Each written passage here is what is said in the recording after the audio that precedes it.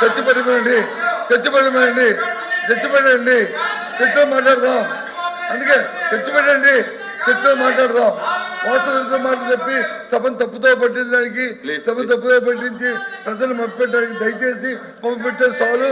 పెట్టి మోసం చేసి చాలు.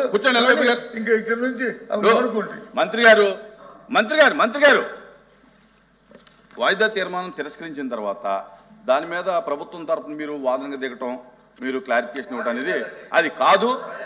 దయచేసి ఒకవేళ మీరు అలౌ చేయమంటే కనుక రేపు వాయిదా తీర్మానం ఇస్తే నేను అలౌ చేస్తాను.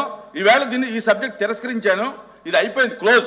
రేపు ఒకవేళ మీ ప్రభుత్వం సిద్ధంగా వినండి ప్రభుత్వం సిద్ధంగా ఉంటే కనుక రేపు వాయిదా తీర్మానం ఇస్తే నేను మీరు అలౌ చేయమంటే అలౌ చేస్తాను. అజెండా మొత్తం వద్దా సార్? బిఎస్సీలో డిస్కషన్ వద్దా సార్? ఏదండి బిఎస్సీలో కావాలి.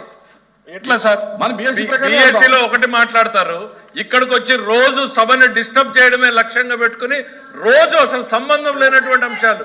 హెచ్ఆర్ మినిస్టర్ గారు దాని గురించి స్పష్టంగా చెప్పారు sir. Government has to defend it. వాయిదా తీర్మానం తిరస్కరించిన తర్వాత తిరస్కరించింది కాదు సార్, ప్రభుత్వం సమాధానం చెప్పాల్సిన అవసరం లేదు సార్. చైర్మన్ గారు వినండి చెప్పలేదు. వాయిదా తీర్మానం తిరస్కరించిన తర్వాత ప్రభుత్వం దానికి సమాధానం చెప్పాల్సిన అవసరం లేదు. చైర్మన్ గారు సమాధానం చెప్పలేదు సార్, సమాధానం చెప్పలేదు. బట్టగాల్చి ముఖానేసేటువంటి ప్రయత్నం చేస్తుంటే దానికి సంబంధించినటువంటి సంక్షిప్తమైనటువంటి వివరాలు ఇచ్చారు. పూర్తి వింటే గుండె రాలికి వస్తారు సార్ వీళ్ళు. ఓన్లీ హెడ్ లైన్స్ మాత్రం చూపించారు. ఈ రోజు పూర్తి సినిమా చూస్తే గుండె రాలికి వీళ్ళకి.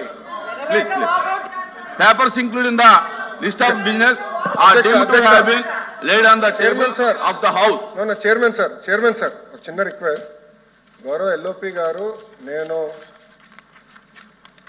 చైర్మన్ గారు అన్పార్లమెంటరీ లాంగ్వేజ్ వాడానని చెప్తాం జరిగింది.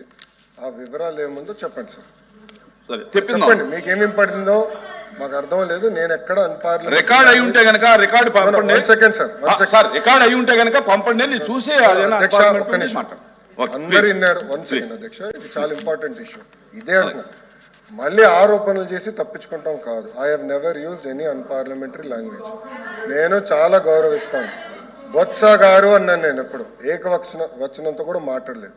ఎల్ఓపి గారిని గౌరవిస్తాను, ఆయన ఏజ్ని నేను గౌరవిస్తాను, ఆయన సీనియారిటీని కూడా గౌరవిస్తాను.